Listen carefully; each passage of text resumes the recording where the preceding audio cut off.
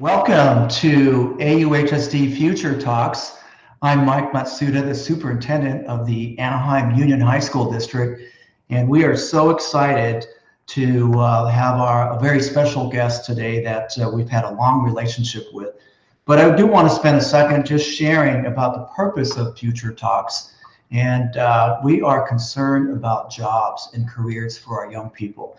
We are headed into maybe a long recession, and our young people are really concerned about what schools and universities are doing to prepare them for the world of work. And our district has moved from focused on just college readiness metrics to college, career, and this thing called life. And I couldn't imagine a better guest to help open this conversation about life and what really matters than former Mayor Tom Tait. Tom Tait was the mayor 2 terms for the city of Anaheim, and prior to that, he spent some time on city council. Very successful owner of a family business, Tait Enterprises, Tait and Associates. He is a proud father of 4 children and has a wonderful wife, Julie.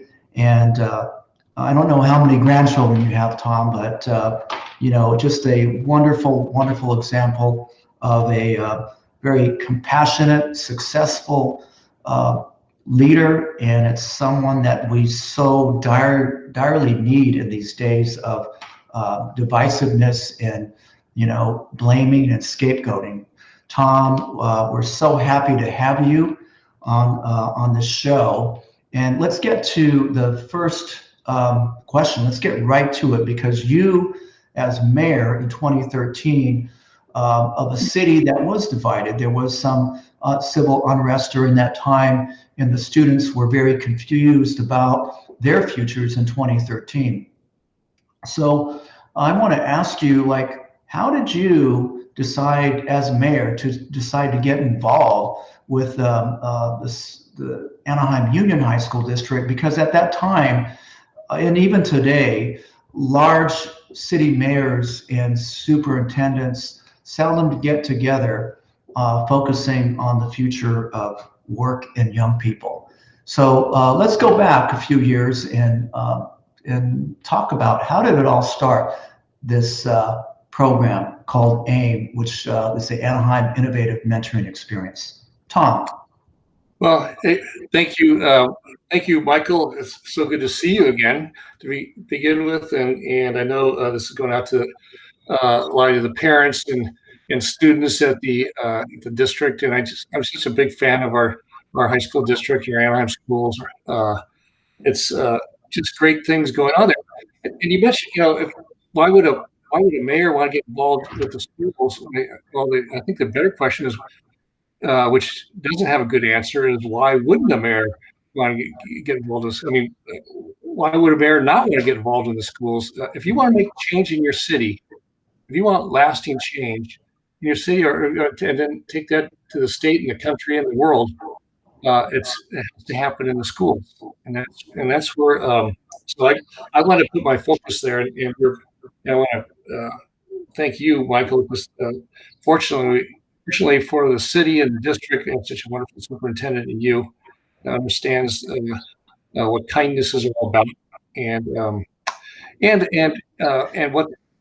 what is in what the future needs are going to be for your graduates. And I love the 4 C's of what you've done with that, because that is what employers. I'm also an employer. I'm an engineering environmental company. And Tom, because of you and your work, we added that 5th C. We called it character or compassion, but you call it kindness. Can you share with the audience what kindness means to you and how that became really a real priority for you as mayor? Well, thanks. So kindness means simply doing something for someone else with no expectation of return. So it's not doing a favor for another favor. It's more like a contract. That's doing something for somebody else it's getting beyond yourself. And actually, I think there's love behind kindness. It's way different from being nice. And if you could create a culture where people are a little bit kinder, literally everything gets better.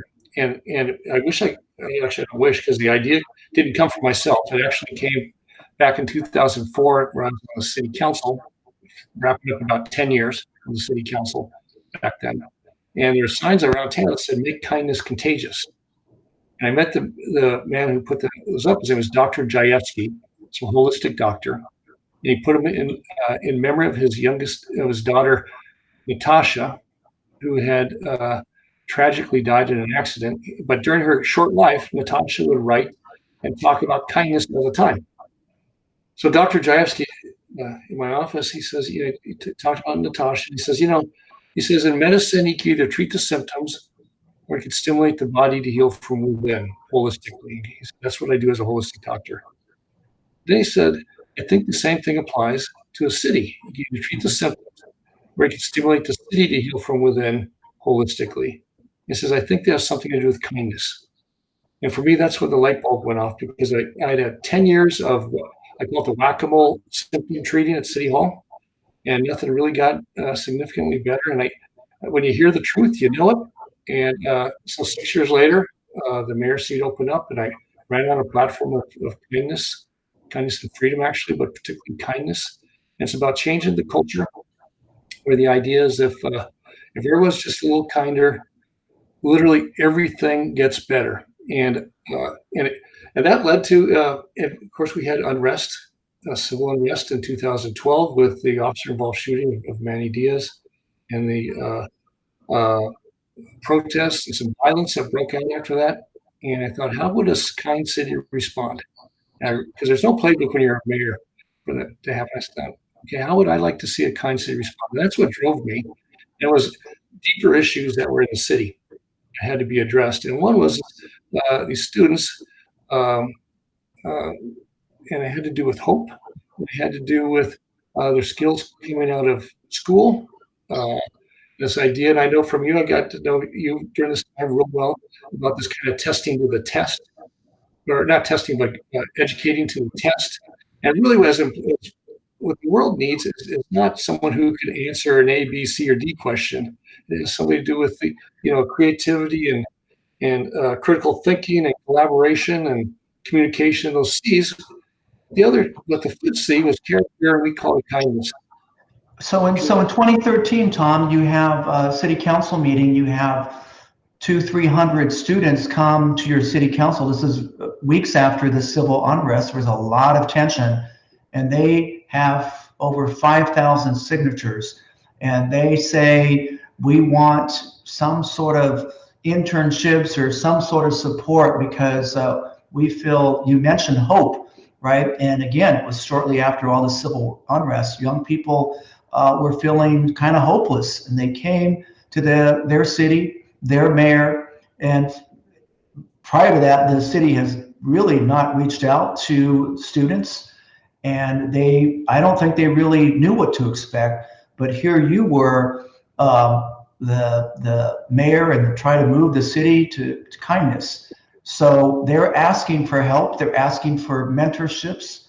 And can you help us understand then, how did it all grow? Because I do recall you having a big part of creating these mentorships for these young people. Well, here I am at a city council meeting, and 200 students, seniors, which is led by a young man, Abel Diaz, from Anaheim High, actually, but it wasn't just Anaheim High, as all the schools in the district. 200 show up to council meeting, which never has happened before in my memory, and asking the city for help. And is again touched on this idea of being educated to the test and needing something more. And they didn't really say exactly what that was, but they said they needed help. So that was a powerful thing when you're mayor. And so I took that. I got, actually, after that meeting, I got a group of business leaders in the city together, and I said, we got to come up with something. These kids need our help. And no one gets where they are in life without the kindness of others. Nobody. Bill Gates, nobody does. And this idea of a mentorship really started to form. And that, and because we all had mentors and people to guide us, and we have all these business folks in Anaheim during the day, and all these kids that maybe have not been exposed to what goes on inside an office building.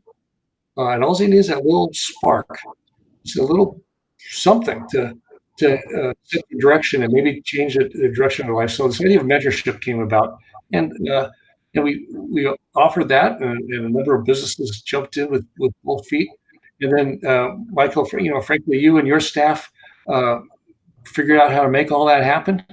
We're developed a mentorship program with the city, and it's been wonderful. And I know for the students, but I also know for those people who are being mentors.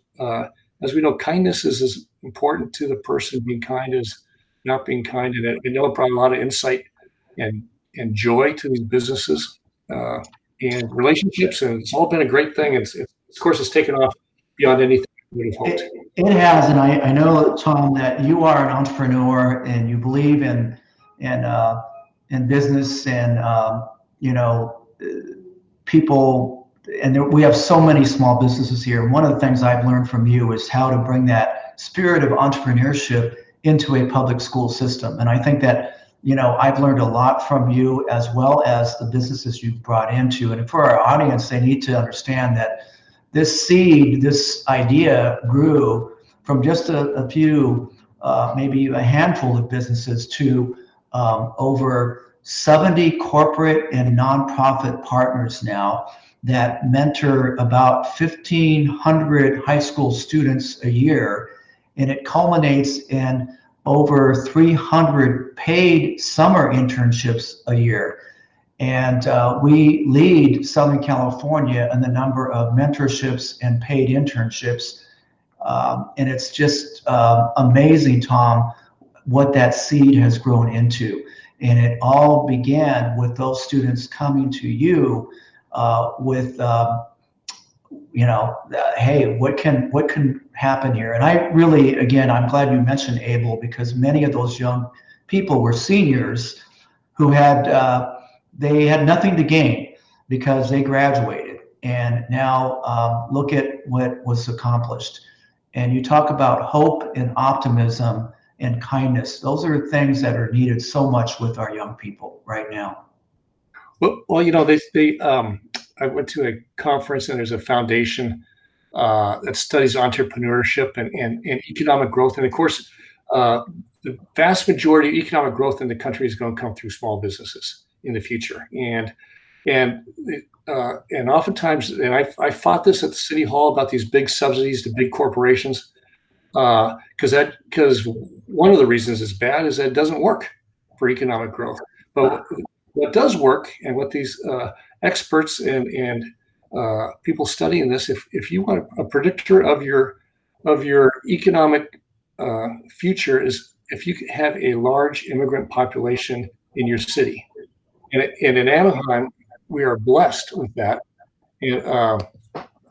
And I thought, boy, if we could just harness that, because these kids and their families, what they've gone through to get to this country, and they make stuff happen with not a lot of resources. That's a perfect mix for a vibrant entrepreneurial community where they actually start businesses and have ownership and create jobs. And I think what we're doing in Anaheim, what you're doing in Anaheim, and with the 5 C's. That's what we're creating. We're going to create. We got the next Bill Gates sitting here in one of these classes, and a bunch of other folks. We do, Tom. I think that for your work, that as sort of an entrepreneurial mayor, that's because obviously the packing house. There's so many things that you've touched that are lasting and are amazing and very inspirational to really, in terms of the city's development, and your concern about this growing sort of immigrant population, low-income kids that we serve, landed you as the co-chair of the Conference of Mayors. And also because of your ability to bring these different factions together, providing more calm in the city, you were invited to the President Obama's White House. You're one of the handful of big city mayors to help talk about what can be done to alleviate a lot of the tension. This is why this conversation is more important than ever. So if you can share a little bit about that and how kindness has grown from Anaheim to really arguably internationally. So just if you can share a little bit about the Conference of Mayors and your relationship with some amazing people worldwide. Well, it's gone beyond anything I could ever planned or imagined. And of course, it's not my idea. The idea came from a 6-year-old girl in Anaheim, but it is the idea itself is so powerful. It led to the Dalai Lama and eventually him having his 80th birthday here in Anaheim. And as you know, he also eventually spoke to all our principals in the city, because the Dalai Lama believes the path to world peace is creating a culture of kindness, particularly in our schools. And he thinks it's all about education, and he's dedicated his life to that.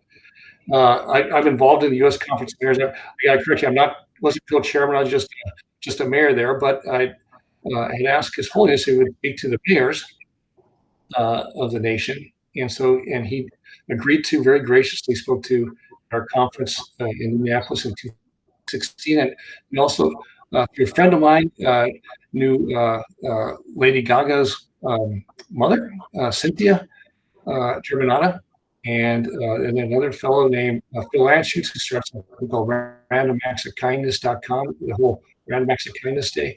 So we got to actually ask Lady Gaga if she would come, and so on the stage was the Dalai Lama, His Holiness, Lady Gaga, and Phil Anschutz, all talking about Anaheim and the need for kindness in our cities. And it was really incredible thing. And really, it's so much of the kindness movement started with kids doing acts of kindness in Anaheim. So if the kids in Anaheim are leading the way, and it's gone way beyond in cities around the country, around the world, led me to, like as you mentioned, it's the answer to unrest. If you think about it, at the end of the day, everyone, if you create that culture, everyone's a little chance of doing something kind is a little greater. If you put on a graph, kind acts here, now kind acts way up here. Now, if you could get a culture of kindness where the chance of doing something kind is a little bit greater, this goes like this, it goes like this, kind acts going up, not kind acts going down. Literally everything in your school, in your city, in your family gets better. Things like bullying at schools and senior loneliness and addiction and all those problems that came from that, and crime and all those symptoms I was working on before get better with people being kinder. It doesn't cost anything. And in Anaheim, we're leading the way as a city, but particularly the kids, the students are leading the way, are leading the city, which is set an example for the world. So I'm super proud of what you guys are doing. And of course, I love what you're doing and how you dedicated your life, Tom.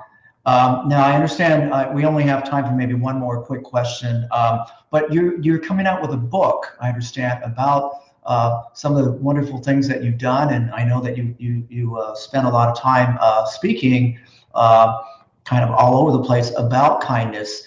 It is needed more than ever. There's no question our parents and our kids are, and for me, I want to thank you for bringing kindness into the city of Anaheim, bringing it into the schools. Something like you say is we shouldn't be stingy with kindness or love. We need to give that away. So, Tom, could you tell us a little bit about your book that's coming out?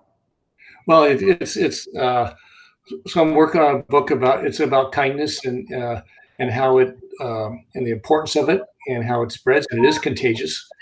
And and the message really is that everything gets better, and science is caught up with it. That for your health, as you know, it's good for just about everything you can think about when people are kind. You're a busy man, Michael. So let's try to get a hold of you. I think on a really deep. Maybe someone's telling me I'm going over my time allotment. That's probably what it is. Well, I think there's a lot. Yeah, go ahead, Tom. I do want to say that you have the 4 C's, and they all get better when we're kinder. And as far as careers and people, what employers are looking for, and people starting businesses are looking for, are people treating one another kinder. And one of the things that get better is that people will be much more successful when they're kind. I've been blessed, Tom, to know you, and sometimes young people too, when they meet politicians, or I know you don't refer yourself to as a politician, but two-time mayor. People wonder, like, is he really real? And yes, to our audience, Tom Tait's the real deal, and you are the embodiment of kindness. Thank you so much, Tom, and I look forward to read your book and hear more about kindness worldwide. Thank you so much. Kind of you. All right, my friend. Thanks, Michael. Okay.